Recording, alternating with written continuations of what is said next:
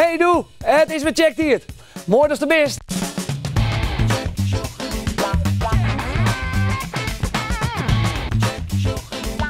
Check, shock en ontdek. Zo, die mag Jim maar even staan. Dit is daar gewoon del. Wat Istanbul, hè? Istanbul. Daar ben die band van basisschool de Mierskip met daar west. Weet je het nog? Als het zo machine wat er al een keer gebeurd is. Aliet, die rent ik weer ergens doen. Ik had geen idee waar. En ik had nice. Ik had prehistorisch nice. En dat is zo oud en toch is het nice. Tjoh, hier gebeurt het. Daar wordt die skiertnis maken. Azen zullen we meer van. Maar er is vanzelfs nog vol meer gebeurd. Let op, hier komt het nice van deze week en we beginnen met Sahar. Ik weet net zoveel van Afghanistan als alle andere kinderen in de klas. En gewoon van het nieuws of van internet. Waarschijnlijk heeft ze haar deze week als ze waarom uit naar het land dat ze binnen is, maar verder helemaal net kind. Dat is wel heel spannend. 'S Nachts dan moet ik er toch echt aan denken. En dat is natuurlijk niet leuk. En dan kan ik ook niet slapen. Maar... Hoop je maar dat ze nog vaak met haar vriendin Sade Squalle uitrennen kan. Mijlkoor fjouwe medailles had er helle op het EK Shorttrack op Tialf. Het Jereveen. Shinky Knecht van Bantegeer. 2 bronzen, 1 zilveren en 1 gouden. De gouden medaille heller op de 5 kilometer oorlossing. Dit is een ploegenwedstrijd. Nederland won dat. In de ploeg zit nog een Fries. Daan Breusma uit Oudenboom. De zilveren medaille weer voor de 1500 meter. Na een heel spannende finale. Bij Oertrup binnen fjouwe de besten vond dit vergiftigen binnen. Het gaat om 2 moezenvalken, dat binnen buizerds, een kraai en een fox. Ze binnen mij bestrijdingsmiddel vergiftigen. De politie ziet het te dieren. Inent of net, er is weer Mexicaanse griep. Ook in Friesland liggen mensen in het ziekenhuis. Verleden weken weer dat er zo'n. Het verschil tussen Mexicaanse griep en gewone griep is dat meer ben en jongeren onder 20 jaar er slimst ziek van worden. Dat jonge mensen ziek worden van griep was iets nieuws en ze kunnen er heel erg ziek van worden en dat is per persoon natuurlijk een heel ernstig iets. De Mexicaanse griep. Dat klinkt toch volle gezelliger als de gewone griep. Lekker maar de sombrero op, een cocktailtje erbij, lekker in de warme zinnen. Oh, wat zal hij niet jaloers op me wezen? Zij zal hij dan werken in de koude boetenloft. Hé, maar dat is de bedoeling net. Ze zit gewoon binnen. Ha, lied. En zo'n opgroeit. Hey, Reinoud. Hoe is het mij die? Ja, topfit, kip, lekker lieve. Fijn. Ik kan me de hele week net fit vierd en ik dacht, misschien had ik wel de griep. Wat is nou precies de griep? De griep. Eigenlijk, mensen nemen alles maar de griep. Er ben ik heel soort jongens en famkes. Die denken, die snotterie en die ben net zo lekker, die ben eens warm, die ben eens koud. Dat is de griep. Dat is ik net de griep. Dat we nemen eens alle keer de griep, maar er is maar een protje bij die het echte griep had. En dat is? En de echte griep, die komt omdat ze het influenzavirus bij die had. Het wat? Het influenzavirus. Wat is dat? Daar is het ziek te worden. Het virus is een heel verhipt iets beestje, wat we net zien kennen, maar dat hij wel heel ziek maakt kan. Dan viel ze wel zo ellendig mal en beroerd, dat is die echt net, dan was het net meer computer, dan was het niks meer. Dan viel ze gewoon ziek, dan had ze spierpijn, dan had ze koorts. Spierpijn, koorts. En echt beroerd vielen. Oké. En hoe komt dat beestje dan bij die? Nou, dat virus, dat zit in snotdrupjes, dat is op die, dat is on die, neem maar op. Dat is in de loft zat weer zitten. Dat is er. Dat is er nou ik. Waar dan? Nou, we kunnen gelukkig net zien. Het kan wezen dat je krijgt die een proesten hebt en dat er dan een druppeltje rondzweeft. Was door inadems, dat weten we net. Zou je vader? Daar ben ik aan. Daar ben ik aan. Als je griep had, moet je dan altijd naar de dokter? Als het meer dan 3 dagen koorts haast, hè? Ja. Dus de hege temperatuur van je lichaam, dat is koorts. Als het moeite kreeg is, moet ademhalen. En die houdt de mensen zin van, nou, zo ging die net, dan best volle zieker als oors, hè? Want elke keer is wel eens ziek, maar dan best meer ziek als oors.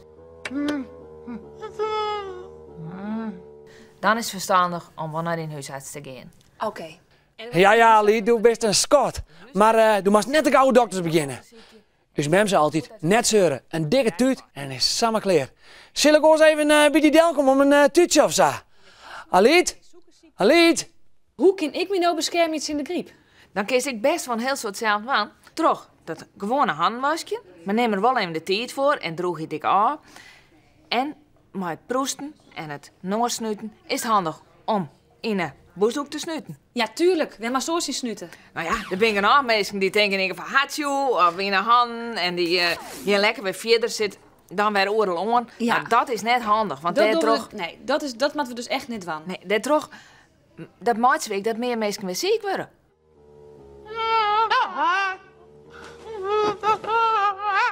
En is er nog meer wat dwangkist behalve handwasje?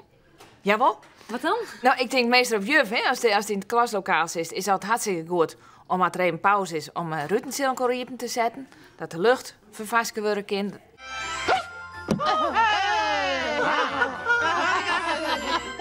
En ik denk, goed op jezelf passen. Dat betekent in nu zeggen, dat is lekker is. Dat klinkt goed. Dat is op die de bed geest. En dat is lekker fit best. Dat is Ja. goed sport. Dat is goed voor op jezelf past.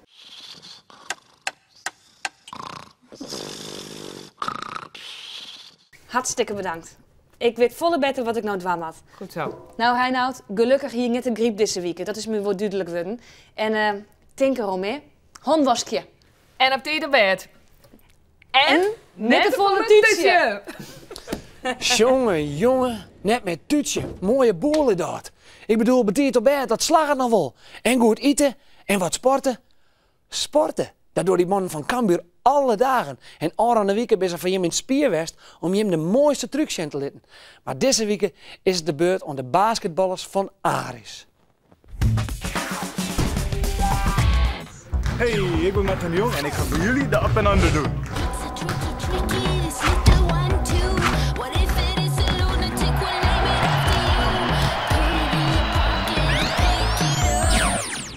Wij krijgen 2 foto's ingestuurd van Andries Jan Wiegersma. Hij is jeugdkampioen van Nederland. Nou ja, hij is zelfs net, maar zijn vogel. Hij had een zebravinkje en die is de mooiste van het land. Nou Andries, Lokwenske en neef Jan, bedankt voor de tip. Hartstikke nice of een leuke foto? Stuur het dan in via check.nl of via onze Check Hives-pagina. Na je week maatje weer bekend waar het een van de 6 iPod Shuffles wint. Van de mooiste foto met de checksticker. Ik hier het al zijn, historisch nice in check. Er komt wat in het Fries Natuurmuseum en dat is zo oud, dat kist haast net begrijpen. Het is geen 100 jaar, het is geen 1000 jaar, maar het is miljoenen jaren oud. Denkt hier zien dat een heel einfach omgingkest in de tijd. Safir waarom dat zelfs het klimaat op Aarde ek heel oors weer. Dat zelfs het oervlak van de Aarde nog tegen veroren. Dat er bergen wienen op plakken dat het letter heel vlak weer. Stel dat zo Safir waarom gingkest in de tijd dat de Aarde er nog totaal oors uitziet. Dat er zelfs nog geen gas te bekennen weer. Dat het Himalaya-gebergte nog net eens bestier en dat de oceanen nog hel te lietser wieren. Als Safir waarom gingkest in de tijd, dan kost in de tijd van de dinosauriërs terugte. Miljoenen jaren waarom bestaan. Meer dan 64 miljoen jaar waarom in de tijd.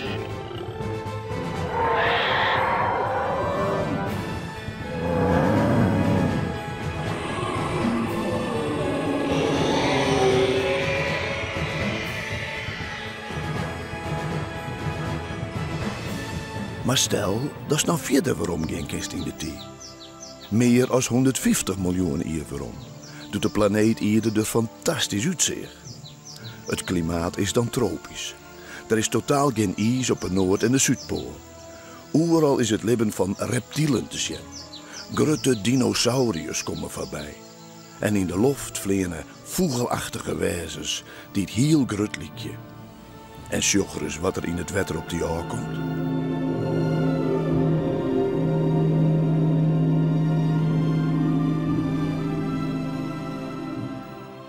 Nog verder waarom in de tijd.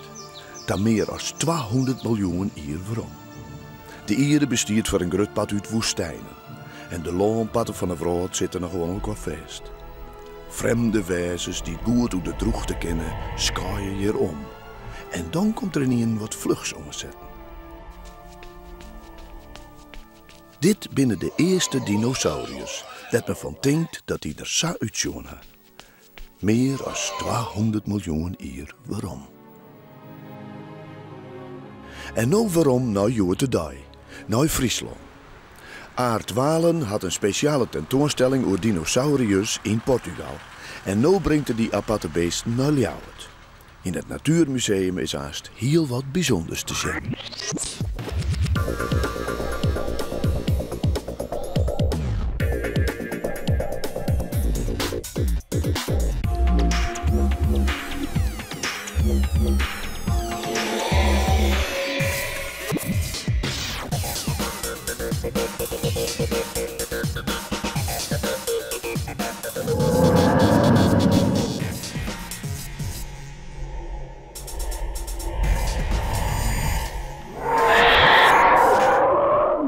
Dit dier heeft echt bestaan. Niet met mensen erbij. Dit is zo'n 60 miljoen jaar geleden. En mensen zijn al 6 miljoen jaar geleden.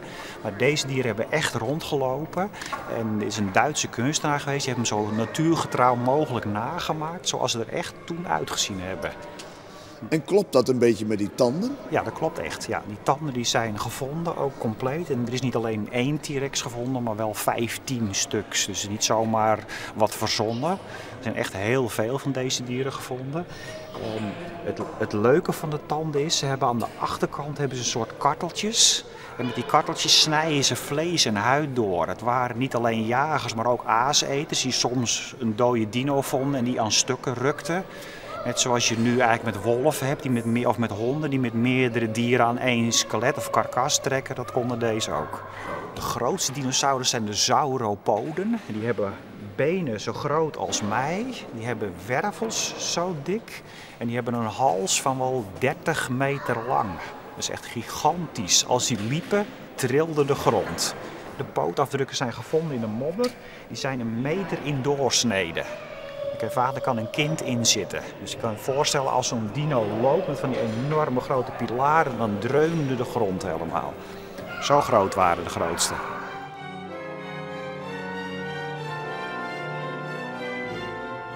Het is gevaarlijk ook, want ja, er komt zo'n groot ding aanlopen en je ziet zo'n klein mensje daaronder niet. En sommige waren giftig misschien, of met z'n 20 tegelijk, net als wolven. Dus ik denk dat het oppassen was, maar ik zou erg graag wel eens een keer even hebben willen kijken door een deurtje of zo, van een afstand, hoe het er allemaal uitzag. Mooi hè? Jurassic Leeuwarden 2, zei je de tentoonstelling. Van 22 januari en 27 februari kist het zien in het Fries Natuurmuseum. Je meent al jet. 3 lokkige band van OBS de Meanskip uit Boetenpost weer naar Istanbul daar. Ze zijn daar een week geweest en ze zijn nog helemaal in Turkse sferen. Zodat ik een vakantie leefde. Nee. Helemaal hier in de snor. Ja.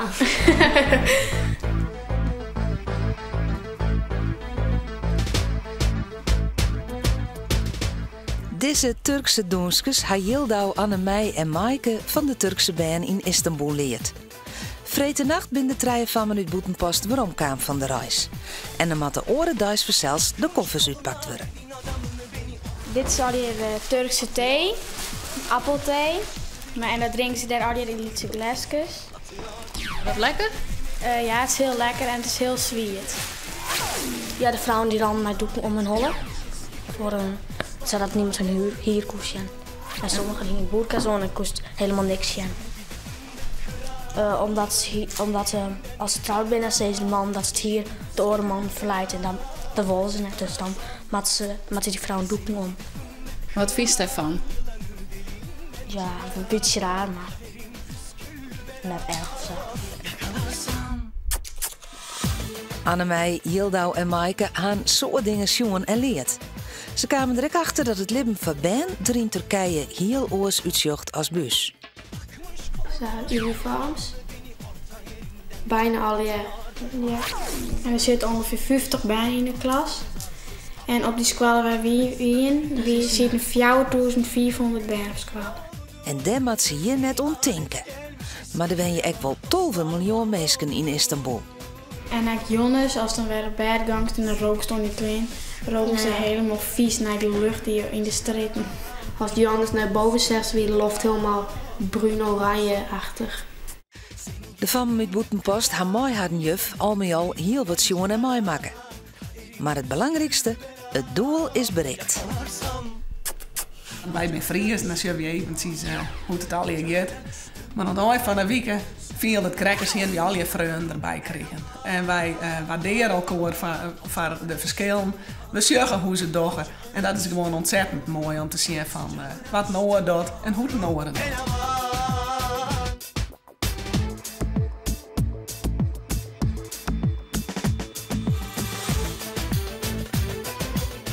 Toch vinden Jildau, Maaike en Annemij het wel een beetje spietig dat ze nou wel een paar toetsen in helimatten op squallen dit ze mist ha. Maar misschien dat dit Turkse eer ze geluk brengt.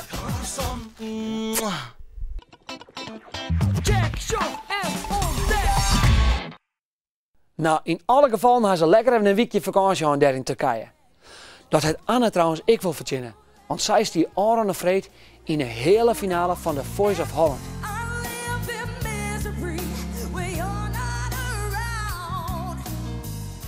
Spietig genoeg als het krijgt net helle. Maar Anne, wij zijn grutsk op die. Dit weer al even deze week. Na je week, lang net gek, weer een nieuwe check. Houdo!